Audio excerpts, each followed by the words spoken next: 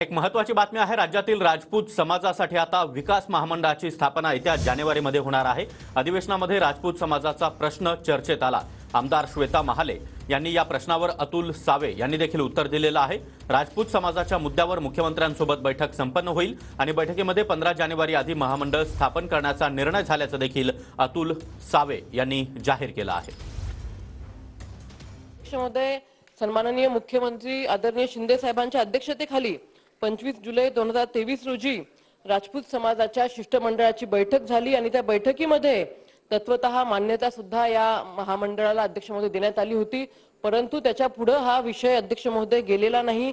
कुठेतरी राजपूत समाजामधील जे लोक आहेत त्यांच्या मनामध्ये अध्यक्ष महोदय असुरक्षितता आहे। या सर्वांचा विचार करून अध्यक्ष महोदय माझा एकच मंत्री महोदयांना स्पेसिफिक प्रश्न आहे की सकल राजपूत समाजाच्या साठी स्वतंत्र हिंदू सूर्य महाराणा प्रताप आर्थिक विकास महामंडळ आपण स्थापन करणार आहात का आणि हे महामंडळ अध्यक्ष महोदय आपण कधीपर्यंत स्थापन करणार आहात? 25 जुलै 2023 ला माननीय मुख्यमंत्र्यांच्या उपस्थितीमध्ये बैठक झाली होती। त्या बैठकीमध्ये हा विषयावर चर्चा झाली होती आणि माननीय मुख्यमंत्र्यांनी त्यावेळेस सांगितलं होतं की आम्ही याच्यामध्ये सकारात्मक हो आणि म्हणजे सरकार हे महामंडळ स्थापन करण्याकरता 100% सकारात्मक आहे।